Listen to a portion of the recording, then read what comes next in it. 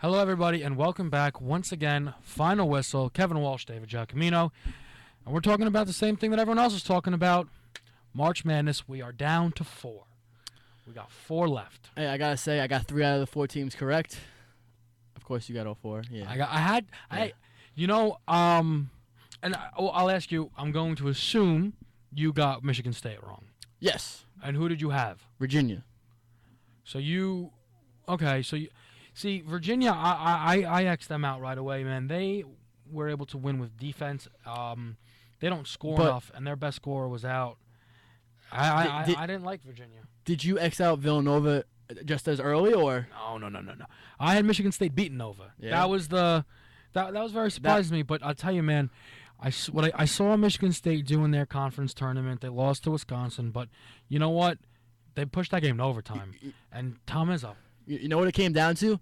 I was just staring at the bracket. That one game, Michigan State versus Virginia. I'm like, I saw the same game. I was like, oh, I want to pick this. But I can't go against Virginia, and I didn't have the balls to pick against. You made a mistake. It was a big mistake. Probably cost you quite a bit. Oh, catch me in the 97 percentile on ESPN. Yeah. I mean, to be honest, though, it's funny because I didn't put money on anything this year. Which is why I had a nice bracket. Yeah. But, we'll look back at the Elite 8 games. I don't know if we'll touch on everyone, but there's one that needs to be mentioned. It better be mentioned. Notre Dame, the Fighting Irish, my boys. Even though I'm a well-known Kentucky fan, Notre Dame holds the dearest place in my heart. And they almost did it. This was some game. Notre Dame was winning for the majority part of the second half, and it got to the point where Towns was in foul trouble, and Calipari was kind of mixing, matching offense, defense, subbing him out, and then offensively they gave him the ball, bam, score, bam, score, bam. They couldn't stop him. 17 points on 8 for 8 shooting in the second half. It was unbelievable. They couldn't stop him. 25 for the game. It's really crazy that I'm sitting there, I'm watching the game with my father.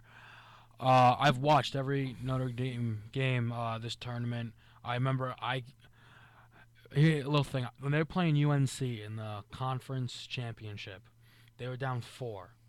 And I swear, the second I walk in the living room, that 24-2 run started. I was like, I think I got the luck. But I'm sitting there and I'm like, Notre Dame doesn't have a chance. And even with that game being close, I just didn't think Notre Dame had a chance. And it's just because I really feel like Kentucky is that good. But there is one thing I really did want to talk about, and it was really, really disappointing. Did you see Calipari's end of the game comments? I did not. Well, the guy pulls him over and he interviews him, and he talks about the game, and he goes, they're like, oh, and how do you feel about your team pulling out in your toughest matchup yet? And he goes, oh, it wasn't our toughest. He gave Notre Dame no credit. He goes, Notre Dame played great and we played poor.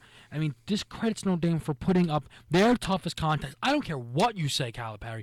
That was easily the toughest matchup of the year. That's NCAA tournament.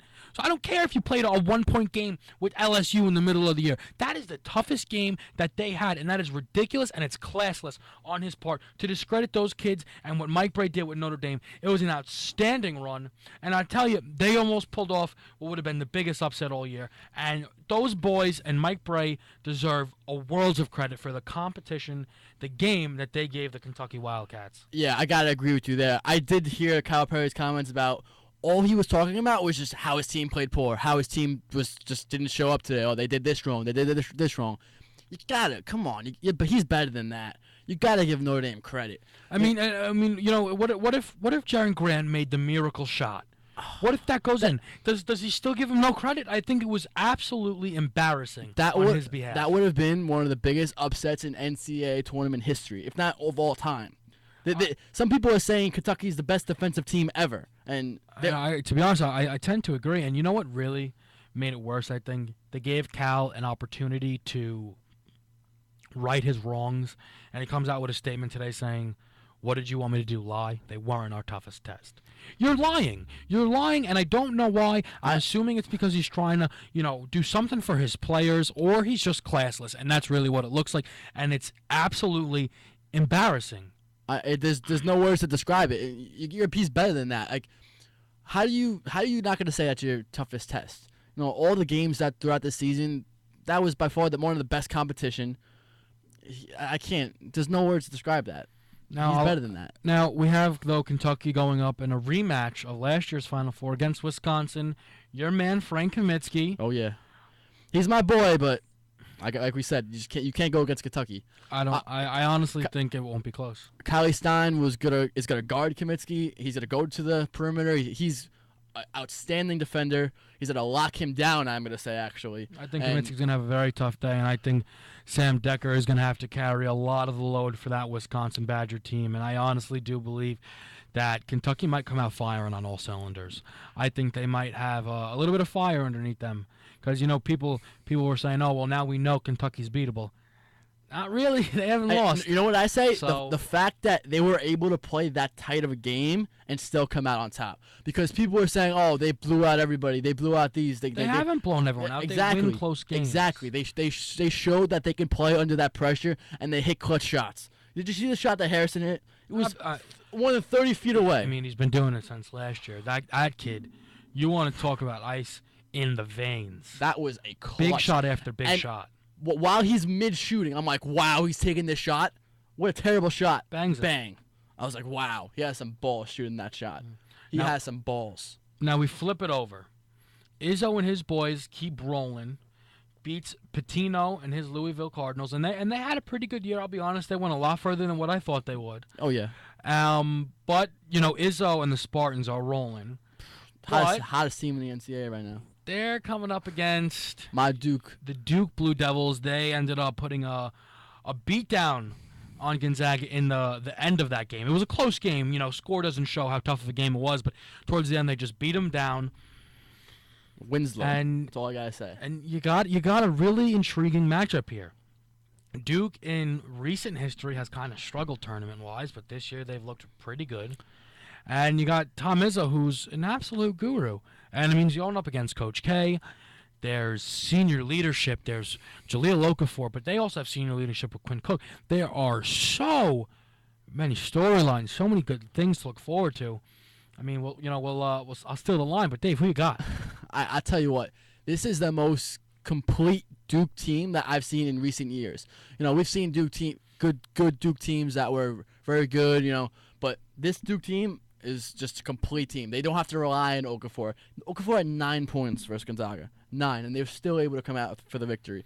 That just shows you how they don't have to rely on one player. They can have points from here and there that they can have to come up with a win. I mean, the consensus X factor of this basketball team has been Winslow. Yeah. He has made play after play, and a three, a big block, a steal. He's doing it all. His biggest impact was offensive rebounds. Towards the end of that Gonzaga game, he got 2 straight offensive rebounds that put the game away. One heck of a ticker. That kid. Man. And that's a big reason why I go Duke, because you got the superstar in Jaleel Okafor. You got the leadership in Quinn Cook. And honestly, Tyus Jones has similar leadership as a freshman. Ice in his veins. And you got the X factor in Winslow. I think Duke is the second best team in the nation, and I think they're setting themselves up to make another national championship appearance. I tell you what, I cannot wait to see the championship game. I'm not picking against Kentucky, but I cannot wait to see Duke play against Kentucky. We're to see Okafor versus Towns. The great matchup that everybody wants to see. Number 1 pick, who you gonna got? Okafor Towns. We're finally going to see them play against each other. I cannot wait. Well, I appreciate the segue, because you know what? We uncharacteristically both are agreeing here. We like Kentucky to face Duke. We like Kentucky to win the game. But there's going to be a matchup in that game. As you said, Karl Towns versus Jaleel Okafor. One of them's probably going to be the number 1 pick.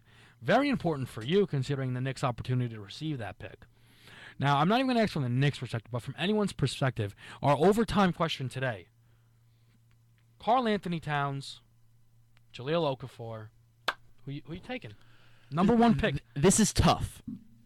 Both are incredible players. I'm going to go Towns just for the fact that he's a more complete player on the defensive end. Jaleel Okafor, his offensive game is outstanding. He can create his own shot. He can do anything he wants. Defensively, I don't think he's all there. Towns, on the other hand, is a complete player. We saw in that game against Notre Dame, they gave him the ball offensively, bam, bam, had all those straight points, and he's a great impact defender. And I think he's just a better defender, and I think that's what separates the two. I'll say this. I love them both. Towns, I think, will never be the best player on his basketball. I don't even know if I just think he's going to need – it's going to be similar to something like a Shaq Kobe. He ends up in Minnesota with Wiggins, and that's going to be a duo for ages. But I really believe that Jahlil Okafor is a future Hall of Famer. I'm saying that right now. That kid will score 25 points per game at some point. The defense will come. You can put defense around him. The kid is huge, and he can score the ball. He's got the hands, the touch. He could pass. He can do it all. If I need a franchise-changing player, I'm going Jahlil Okafor. One thing I want to see in this championship game, if it does happen, which we both hope it does, but Towns doesn't not necessarily play big minutes. We see he plays like 25, maybe 30 minutes at most a game. Calipari really splits the playing time because he's got such a complete roster.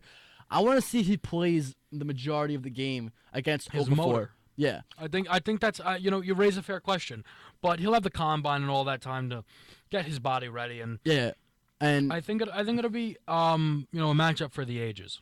Yeah, and we saw another thing. We saw Towns play under foul trouble in that game against Notre Dame. He was in foul trouble for the majority of that second half, but in the late second half, and he was able to stay out of trouble. Calipari was subbing him in and out. Great job by Cal. A great job, but still, he was playing you have to watch out for offensive fouls when he went back on defense. He was composed, and he settled himself down. He made sure he didn't pick up another foul. Yeah, and it should be very interesting. Now, a very uncharacteristic episode. We're agreeing, but, things might change because our picks could be wrong. Now, we should be able to get a show in before is the game Monday or Tuesday? April 4th. I think it's a Monday. If it's a Monday, you won't see us before. We'll come and recap. But if you do see us before, then we'll really, really be able to... Maybe it's not, I don't know. Be able to break that game down. Nevertheless, Kevin Walsh, Dave Giacomino, Final Whistle. Thanks for joining us. We'll see you guys next time.